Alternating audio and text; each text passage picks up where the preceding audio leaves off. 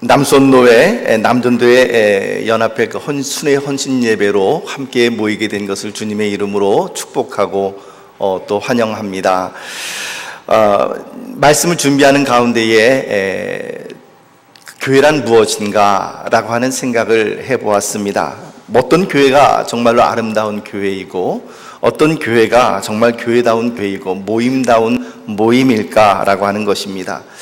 여러분, 참된 교회의 힘은 어디에서부터 나올까요? 참된 교회의 힘이 주차장이 넓은 교회, 혹은 교회 건물이 아주 멋진 디자인으로 최신식으로 설계되고 건축된 교회, 혹은 교회 내부 음향시설과 영상시설이 디지털화되어서 누가 봐도 감탄할 만한 어떤 그런 교회가 정말로 좋은 교회일까? 아니면 내부에는 웅장한 파이프 오르간과 그랜드 피아노로 장식되어 있는 그런 교회가 정말 좋은 교회일까? 혹은 국회의원이나 정치인들 혹은 장차관이 교인이 되어서 정치나 사업하려고 하는 사람들은 모두 다 그 교회에 다녀야만 정치도 할 수 있고 사업도 할 수 있는 어떤 그런 인맥을 쌓을 수 있는 교회가 좋은 교회일까?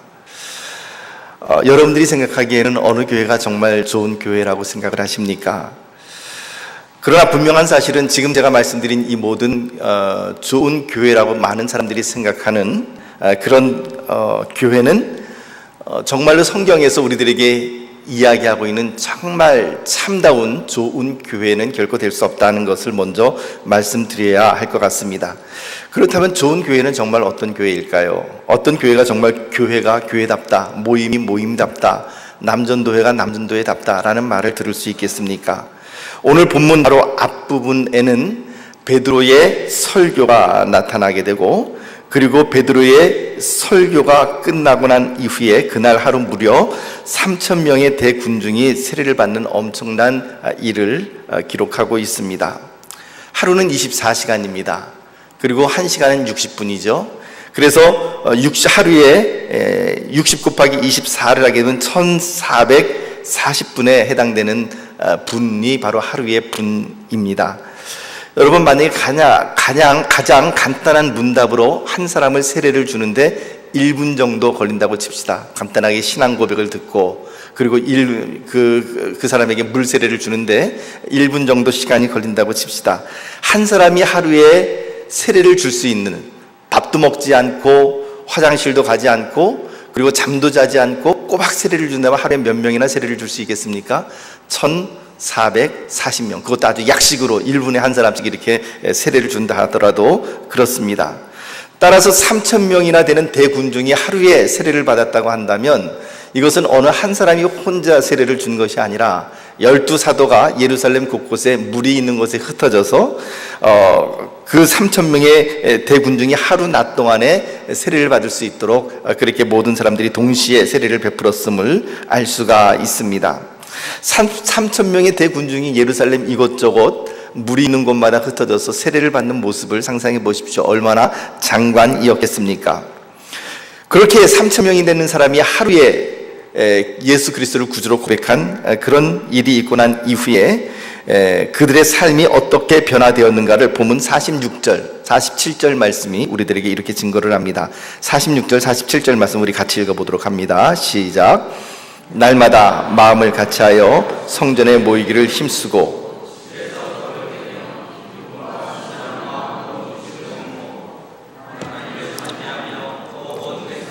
칭송을 받으니 주께서 구원받는 사람을 날마다 더하게 하시니라. 사실 이 46절, 47절 말씀만 보아도 정말 교회다운 교회, 좋은 교회가 어떤 교회인가라고 하는 것을 우리가 이미 잘 알 수가 있을 것 같습니다. 날마다 마음을 같이 하고 성전에 모이기를 힘쓰고 집에서 떡을 떼며, 이 집에서라는 말은 카타오이콘이라고 하는 말인데, 카타오이콘이라는 말은 집집마다 그런 뜻입니다. 어느 한 집에서 모인 것이 아니라 각 집집마다 떡을 떼며 기쁨과 순전한 마음으로 음식을 먹고 하나님을 찬미하고 온 백성에게 칭송을 받는 그런 교회, 그런 교회라고 하니까 주께서 구원받는 사람을 날마다 더하게 하시니라 라고 그렇게 기록을 하고 있는 것이죠. 바로 이런 교회가 참다운 교회다운 교회라고 말을 할 수 있지 않겠습니까? 우선 본문 말씀에 의하면 교회가 교회답기 위해서는, 모임이 모임답기 위해서는 마음이 하나가 되어야만 함을 우리들에게 보여줍니다. 날마다 마음을 같이 하여 라고 그렇게 기록이 되어 있습니다. 매일매일 모이지만 그러나 마음이 갈라지지를 않았다라고 하는 것이죠. 모든 사람은 똑같이 생각할 수가 없습니다. 여러분, 만약에 날마다 마음을 같이 했다, 한 마음과 한 뜻이 되었다라고 이야기를 할 때에 모든 사람들이 똑같은 것을 생각하고 모든 사람들이 똑같은 말을 하고 모든 사람들이 다를 바가 없이 천편일률적으로 똑같은 행동을 한다고 한다면 그것은 사실 한 마음 한 뜻이 아니겠죠. 그럴 수도 없습니다. 왜냐하면 우리는 생김새가 다 다르죠. 자라온 환경도 다릅니다. 공부를 한 배경도 서로 다릅니다. 이처럼 다른 점들이 서로 많기 때문에 똑같은 것을 보더라도 사람들은 서로 다른 해석을 하게 마련입니다. 지금 이 자리에 앉아 계신 여러분들도 이 동일한 장소, 그리고 동일한 시간, 동일한 목사의 설교를 듣고 계시지만 여러분들의 마음속에서 지금 떠오르고 있는 생각이 다 똑같겠습니까? 다 같을 리가 없을 것입니다. 그럼에도 불구하고 성경 본문이 날마다 그들이 마음을 같이 했다라고 하는 이 말씀은 도대체 우리가 어떻게 해석을 해야 될 것인가? 어떻게 이렇게 서로 다른 사람들이 한 마음과 한 뜻을 품을 수가 있을 것인가? 이 한 마음을 같이 했다라고 하는 이 말씀의 의미는 다른 말로 하면은 똑같은 것을 생각하고 말한다라기보다는 내 생각을 내려놓았다라고 하는 것입니다. 무엇을 위해서 내 생각을 내려놓았다고요? 하나님께서 무엇을 기뻐하시는가? 하나님께서 어떻게 영광을 받으시는가? 거기에 신경이 집중되었다는 것이죠. 그 한 가지 목적이 서니까 마음이 같아지고 그리고 한 뜻을 품게 되고 그리고 모든 사람들이 그 한 마음으로 하나가 되는, 동화되어지는 그런 놀라운 일들이 일어났다라고 하는 것입니다.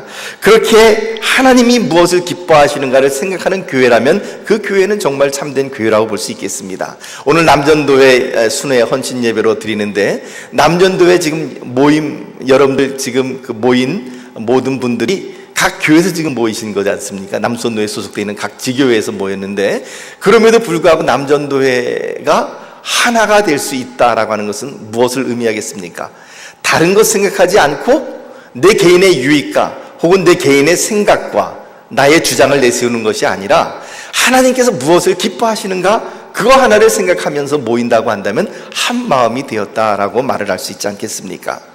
신앙적인 모임이 모임다운 신앙적인 모임이 되려면 주님께서 기뻐하시는 것이 무엇인지, 주님께서 원하시는 것이 무엇인지 한 마음 한 뜻으로 행하며 나아갈 때 가능한 것입니다. 사랑하는 성도 여러분, 그리고 또한 남전도회 회원 여러분, 모이는 데서 모이는 데서 힘이 나오는 것을 믿으시기를 바랍니다. 뭉치면 힘이 더 세집니다. 오늘 특별히 남선노회 남전도회 순회 헌신 예배에 모였습니다. 이렇게 연합해서 하나가 되어지는 것, 연합되어 하나 되어 모이는데 바로 거기에서부터 힘이 우러나온다라고 하는 것을 우리는 분명히 고백할 수가 있습니다. 혼자 하는 것보다는 함께 연합하는 것입니다. 오늘 오전 예배 때도 요단강에서 돌 12를 취할 때 어떻게 했다고요? 각 지파별로 하나씩 어떻게 해요? 협력하고 연합해서 하나님의 나라, 하나님의 뜻을 이루었던 것을 우리가 기억을 합니다. 따라서 우리는 모이기를 힘써야 됩니다. 모이기를 힘써야 되고 이 모임을 통해서 영적인 은혜를 체험해야 되고 모임 가운데에서 분명한 하나님과의 만남이 있어야 되는 것이죠. 여러분, 모이는데 그 모임이 세상적인 모임이라 그러면은 경제적인 이득을 위해서 모이는 어떤 계모임이나 혹은 정치적인 어떤 그런 모임으로 모인다면 그 모임은 참다운 신앙적인 모임이 될 수가 없는 것입니다. 모여서 무엇을 해야 되는가? 모여서 은혜를 체험해야 되고 모여서 예배를 드려야 되고 모여서 하나님과의 만남이 이루어지는 그런 모임이 되어야만 참다운 모임이라고 이야기를 할 수 있을 것입니다. 모여서 기도할 때에 오순절 성령께서 그들에게 임하셨습니다. 교회는 모이는 공동체입니다. 그러므로 취미나 오락이나 사람이나 사업 때문에 모이는 것이 아니라 그 때문에 주님을 위해서 모이는 것입니다. 바로 이와 같이 주님을 위해서, 주님의 영광을 위해서, 주님의 기쁨을 위해서 모일 때 거기에 참다운 교회의 모습이 드러나게 되는 것이죠. 참다운 교회는 어떤 교회가 참다운 교회이겠습니까? 오늘 본문 말씀을 보게 되면 오늘 본문 44절, 45절 말씀 우리 같이 읽어보도록 하겠습니다. 44절, 45절 말씀 같이 읽어봅니다. 시작. 믿는 사람이 다 함께 있어 모든 물건을 서로 통용하고 또 재산과 소유를 팔아 각 사람의 필요를 따라 나누어 주며, 우리가 흔히 말하는 유무상통이라고 이야기를 하는, 자기가 가진 것을 내놓고 팔아서 내놓고 그리고 그것을 가난한 자들과 함께 나누는, 바로 이 나눔을 통해서 교회가 교회다워졌다는 것을 우리가 고백하지 않을 수 없습니다.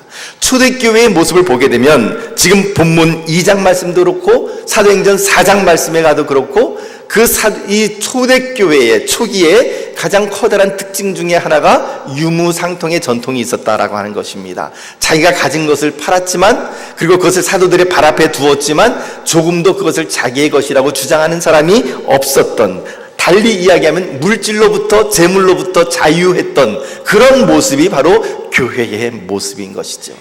참다운 교회가 교회되기 위해서는 돈에 얽매여 있는 교회가 되어서는 안 됩니다. 돈 때문에 무언가를 하지 못하는 그런 교회가 되어서도 안 되고, 돈 때문에 움직이는 그 교회가 되어서도 결코 되지 않습니다. 참다운 교회는 무엇으로부터 자유해야 하는가? 돈으로부터 자유한 그런 교회라고 하는 것이죠. 달리 이야기하면, 지난번 우리 권사님 수련회 때도 제가 그렇게 말씀드렸습니다만은, 참다운 교회는 지갑이 은혜를 받는 교회다, 이렇게 말씀을 드렸죠. 지갑이 은혜를 받는 교회가 참다운 교회라고 말씀드릴 수 있습니다. 여러분, 돈이 얼마나 좋습니까? 돈이 있으면 못할 게 없죠. 돈이 있으면 사람들이 함부로 괄시하지 못합니다. 정주영 회장이 초등학교밖에 나오지 못했지만 물론 그분은 존경할 것이 참 많습니다. 돈 외에도 존경할 것이 많죠. 그러나 그렇다고 해서 그분이 초등학교밖에 안 나왔다고 해서 괄시하는 사람이 아무도 없습니다. 그것은 그 사람의 그 인격도 그렇고, 그리고 사업적인 어떤 마인드도 그렇고, 그 사람이 이루는 업적도 그렇지만 그 사람이 또 가지고 있는 돈의 힘도 또 일조를 했겠죠. 이처럼 돈이 있으면 사람들이 아무나 괄시를 못합니다. 대접을 잘 받습니다. 돈이 얼마나 좋은지 이런 우스갯소리를 지난번에 우리 권사님들에게 했습니다. 근데 권사님들께서 워낙 반응이 좋으셔서 오늘 다시 한번 좀 리바이벌을 좀 하려고 합니다. 세계 발명품 대회가 열렸는데 그 발명품 대회 가운데에서 사람들이 혀를 내두르는, 야, 이 기계가 정말 이번 발명품 대회에서 대상을 차지하겠구나라고 하는 기계가 있었습니다. 그 기계는 어떤 기계였느냐 하면, 돈을 넣은 액수만큼 거기에 합당한 배우자를 만들어주는 그런 기계였습니다. 그래서 10만 원을 넣게 되면 10만 원짜리 그 남편이나 혹은 아내를 만들어주고, 1억을 넣으면은 1억짜리 남편, 1억짜리 부인을 만들어주는 그런 기계였습니다. 그래서 사람들이 모두 다, 야, 이 기계야말로 정말 획기적이다. 이 기계가 올해의 최고 발명 우승할 수 있는 대상 기계일 것이다 라고 예상을 했는데, 뚜껑을 열어놓고 보니까 예상이 빗나갔습니다. 전혀 새로운 다른 기계가 우승을 했습니다. 그래서 사람들이 놀랐습니다. 아니, 도대체 이 기계를 누를 만큼 그렇게 놀라운 기계가 도대체 뭔가 봤더니 그 기계는 어떤 기계였냐면 이것이었습니다. 이 기계는 거꾸로 아내를 넣거나 남편을 집어넣으면 돈으로 바꿔주는 그런 기계였다라고 합니다. 여러분, 돈이 얼마나 좋은지 이런 우스갯소리까지 나왔습니다. 우리가 사는 시대는 아무도 부인하지 못합니다. 특별히 돈이 왕노릇하는 그런 시대가 되었죠. 그런데 참다운 교회의 모습을 보니까 아까 우리가 읽었던 44절, 45절 말씀 보니, 믿는 사람이 다 함께 있어 모든 물건을 서로 통용했다. 또 재산과 소유를 팔아서 각 사람의 필요를 따라 나누어 주었다. 그리고 사도행전 4장 말씀을 보니까 그렇게 해서 나누어 주었더니 교회 가운데에 가난한 사람이 하나도 없었다. 이런 구절까지 등장을 하고 있는 것을 볼 수가 있습니다. 2000년 전 그리스도인들은 자신들이 가지고 있던 것을 팔아서 나누었을 뿐 아니라 그들의 부동산과 동산을 처분해서 가난한 자들과 함께 나누어 주는 그런 나눔의 역사가 있었다라고 하는 것입니다. 우리는 뭔가 교회나 사회를 위해서 물질을 내놓으면, 헌금을 거액을 하거나 그러면 뭔가 남들이 좀 알아주기를 원합니다. 광고도 좀 해주기를 원하고, 그리고 생색내고 싶고 칭찬받고 싶은 것이 사람들의 그 본능적인 모습이죠. 그런데 사도행전의 모습을 보면 참된 교회, 잘되는 교회, 교회다운 교회의 모습은 다른 사람보다 더 많은 재산을 내어 놓았음에도 불구하고 그 재산을 조금 더 자기 것이라고 주장하는 사람이 없었다라고 하는 것이죠. 그리고는 그것을 기쁨으로 다른 사람들과 함께 나누었다라고 하는 것입니다. 모든 사람이 한마음 한뜻이 되었고 가진 것을 나누어 쓰면서도 제 돈을, 자기의 물건을 혹은 자기의 돈을 내 돈이다 혹은 내 물건이다 뽐내는 이가 하나도 없었다라고 하는 이 놀라운 기록은 사도행전 2장과 4장을 마지막으로 성경에서 사라져버리고 맙니다. 왜 이 유무상통의 아름다운 나눔의 이상적인 삶이 초대교회 초기에만 잠시 반짝하고 나타났다가 사라져버리고 말았을까요? 대부분의 신학자들은 거기에 대해서 이렇게 답을 해줍니다. 그것은 바로 종말신앙 때문에 그렇다라고 하는 것이죠. 초기 그리스도인들은 그들이 이 땅에 사는 동안 예수 그리스도께서 다시 재림할 것이라고 하는 사실을 믿었습니다. 그래서 초기 그리스도인들은 이처럼 임박한 종말을 확신했기 때문에 그들에게 있는 물질이라고 하는 것에 대해서 그렇게 속박받지를 않았고 그것에 대해서 커다란 의미를 두지 않았습니다. 세상의 종말과 함께 영원한 하나님의 나라에 입성할 것을 생각하면 그들에게 물질이라는 것, 그들에게 돈이라고 하는 것은 그저 이 육신의 생명을 유지하는 데 필요한 만큼만 있으면 되는 바로 그런 것 외에 물질은 다른 의미가 없었습니다. 그러나 그들이 믿었던 믿음과는 달리 시간이 지나면서 여전히 예수 그리스도께서 오지 않으시고 오히려 세상의 박해와 핍박이 그들에게 닥쳐왔을 때 그들은 자신들의 믿음과는 전혀 어긋난 현실 속에서 누가 먼저 할 것 없이 물질을 신봉하던 옛생활로 다시 돌아가 버리고 맙니다. 주목할 만한 사실은 지난 2000년 동안의 교회사를 살펴보면 그 2000년 동안의 교회사 가운데에서 사람들이 일시적으로 물질로부터 해방되었던, 물질의 노예가 아니라 물질을 다스리고 물질로부터 자유로웠던 때가 잠시 있었습니다. 그것을 신봉하는 사람들, 그 사람들은 바로 누구였냐? 바로 종말론자들이었죠. 그 종말론이 대두될 때마다 그 종말론을 신봉하는 사람들 사이에서 일시적으로나마 유무상통의 삶이 실현되었습니다. 주후 2세기 중엽에 몬타누스라고 하는 사람이 등장을 했습니다. 그는 임박한 종말을 주장하면서 많은 추종자들이 이 몬타누스를 따르게 되었습니다. 그들은 모두 집단 생활을 했죠. 집을 팔고 땅을 팔고 그래서 서로 필요한 자들에게 나눠주는 유무상통의 삶을 실현했습니다. 그러나 종말이 그들이 예상했던 그 시기에 오지 않자 그들의 유무상통은 마침표를 찍게 되고 맙니다. 우리나라도 예외는 아니었습니다. 여러분들이 기억하시겠지만 다미선교회라고 하는 것 기억하시죠? 다미선교회가 사람들의 이 한국교회를 휩쓸고 있었을 당시에 그 사람들을 현혹하던 그때에 여기에 빠진 사람들도 역시 마찬가지 자기들이 살았던 집과 땅을 팔아서 그 다미선교회에 다 헌납하고 그곳에 들어가서 공동생활을 했던 것을 우리가 기억을 합니다. 여러분, 여기서 우리가 매우 중요한 사실을 하나 깨달을 수가 있습니다. 비록 시한부 종말론자들이 주장한 그 모든 시간들은 예언이 모두 빗나갔고 그들이 이끌던 집단이나 그 교파는 이단으로 정죄를 받았습니다. 역사적으로 사람들이 종말을 의식하면서 살아갈 때에 그때에 비로소 사람들은 물질로부터 자유로울 수 있었다라고 하는 사실을 우리들에게 보여주고 있다는 것이죠. 다시 말하면 물질과 관련해서 우리가 하나님 앞에 올바르게 살 수 있는 길은 그리스도인 각자가 종말 신앙을 가지고 살아가는 것, 바로 거기에 있다라고 하는 것입니다.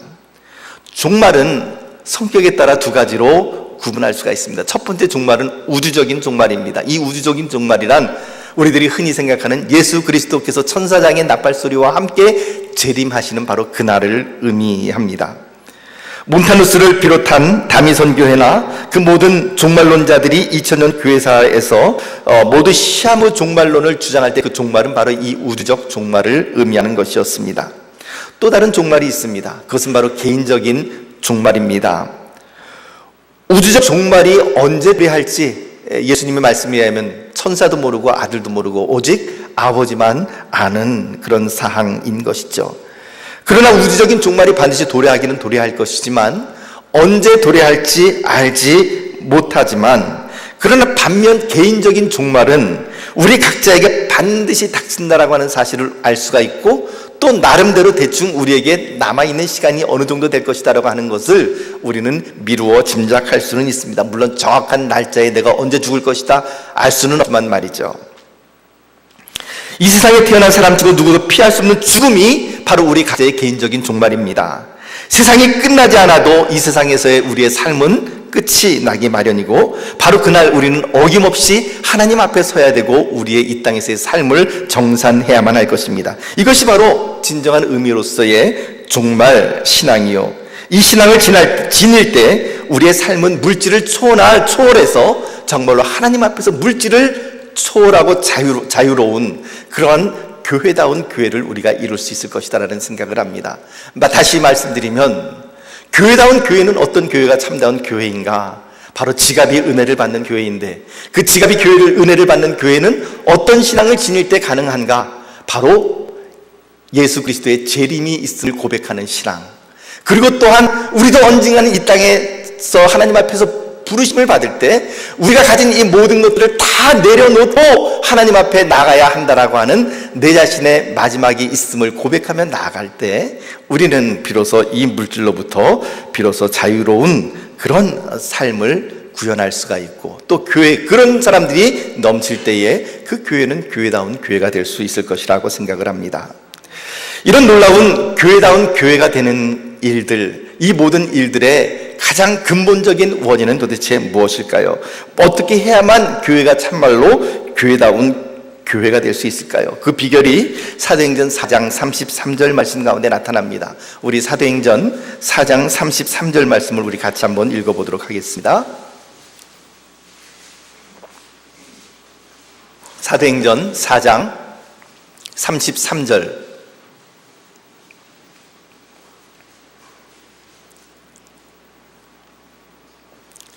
우리 자막을 통해서 우리 같이 읽어보도록 하겠습니다. 시작. 사도들이 큰 권능으로 주 예수의 부활을 증언하니 무리가 큰 은혜를 받아. 바로 교회다운 교회 표지는 바로 여기에 나타난다고 생각을 합니다. 사도들이 큰 권능으로 주 예수의 부활을 증언하니 무리가 큰 은혜를 받았다. 사랑하는 성도 여러분, 교회가 교회다워지는 것, 모임이 모임다워지는 것, 남전도의 연합회가 남전도의 연합회에 다워지는 것은 언제 가능한가? 은혜를 받을 때에 가능한 것이에요. 은혜가 없이 인맥끼리 서로 모이고, 그리고 인맥끼리 우리가 서로 돌아가면서 어떤 일들을 하고 임원을 맡고 그런 것들을 한다고 한다면 그것은 참다운 모임이 될 수 없을 것입니다. 문제는 무엇인가? 은혜입니다. 은혜를 받으면 사람들의 마음이 하나가 되는 것이죠. 은혜를 받으면 스스로 지갑을 열어서 주님을 헌신하게 하는 것입니다. 우리 아까도 말씀드린 것처럼 참된 은혜는 지갑이 은혜를 받는 것이 바로 참된 은혜라고 농담삼아 말을 했습니다만 어느 정도 일리가 있다고 생각을 합니다. 말로는 얼마든지 헌신할 수 있습니다. 하지만 우리의 물질이 들어가는 부분에 있어서는 우리는 그 물질을 헌신하기가 결코 쉽지는 않습니다. 하지만 은혜를 받게 되면 내 돈을 내 돈이라고 주장하지 않고 주님의 것이라고 고백하며 주님의 기쁨을 위하여 기꺼이 드릴 수 있게 되는 것이죠. 사랑하는 성도 여러분, 교회가 왜 시험에 드는 것입니까? 교회가 왜 팍팍해지는 것일까요? 은혜가 없으면 그렇게 되는 것입니다. 은혜가 임하면 마른 뼈가 살아나고, 은혜가 임하면 예배가 살아나고, 그 은혜는 우리들을 살리게 되는 것이죠. 그 은혜가 언제 임한다고요? 하나님, 내가 은혜를 받고 싶습니다. 그러면 은혜가 임하는 것인가요? 다시 한번 33절 말씀 다시 띄워주십시오. 33절 말씀 다시 한번 읽어봅시다. 언제 은혜가 임하는가? 시작. 사도들이 큰 권능으로 주 예수의 부활을 증언하니 무리가 큰 은혜를 받아. 사도들이 뭘 했다고요? 사람들에게 그냥 농담하지 않았습니다. 사람들에게 그냥 사교적인 모임으로 모인 것이 아니었습니다. 사도들이 했던 것은 큰 권능으로 주 예수의 부활을 증언하였습니다. 그럴 때 우리가 커다란 은혜를 받았다. 사랑하는 성도 여러분, 은혜는 무엇으로부터 나오는가? 주 예수 그리스도로부터 나오는 것입니다. 은혜는 바로 예수 그리스도를 구주로 고백하고 예수 그리스도의 부활을 증언하고 예수 그리스도께서 주 되심을 다른 분들에게 선포하고 전도하고 선교하는, 바로 거기에서부터 은혜가 임하게 되는 것이죠. 사랑하는 성도 여러분, 바로 예배가 드려지는 그 자리에 은혜가 임하게 되는 것입니다. 모임에서 은혜가 임합니다. 모여서 개모임을 한 것이 아니라 예배를 드릴 때에, 모여서 찬양을 할 때, 모여서 기도를 할 때에, 모여서 예수 그리스도의 놀라운 일들을 이야기하고 증언하고 그리고 또한 증거하고 선포할 때에 은혜가 임했습니다. 은혜는 멋진 건물에서 결코 나오지 않습니다. 은혜는 넓은 주차장에서 나오는 것도 아닙니다. 은혜는 멋진 오르간이나 그랜드 피아노에서 나오는 것이 결코 아닙니다. 은혜는 예배로 모일 때에 임하는 것입니다. 은혜는 주 예수 그리스도께서 우리의 구주이시고 그분께서 부활하셨고 우리도 부활하실 것이라고 하는 것을 선포하고 증언할 때에 은혜가 임하는 것이지요. 은혜는 하나님의 뜻을 이루기 위하여 하나로 모일 때에, 연합할 때 임하게 되는 것입니다. 사랑하는 남전도 연합회원 여러분, 그리고 사랑하는 성도 여러분, 우리가 은혜를 먼저 받아야만 합니다. 그 은혜를 받을 때에 교회는 교회에 나와지고 남전도의 헌신예배와 그리고 남전도의 연합회는 남전도의 연합회다운 모습을 보이게 될 것입니다. 그러므로 우리는 그렇게 기도를 해야 될 것입니다. 하나님, 먼저 나에게 은혜를 주시옵소서. 우리 교회에 은혜를 주시옵소서. 남전도의 연합회에 은혜를 주시옵소서. 은혜가 임하면 한마음 한뜻이 되고, 은혜가 임하면 물질로 헌신하는 것도 쉬워집니다. 말씀을 맺습니다. 참된 교회의 표지는 하나가 되는 것에 있습니다. 연합하는 것입니다. 저는 그래서 사실 남전도회 내에 있는 여러 지교회들이 서로 연합해서 어떤 사업을 좀 했으면 좋겠습니다. 많이 연합하고, 그리고 어떤 한 교회에서만 추진하기 어려운 일들을 여러 교회가 함께 모여서 추진할 때에 거기서 아름다운 연합의 전통과 연합의 아름다운 모습이 세워지지 않겠습니까?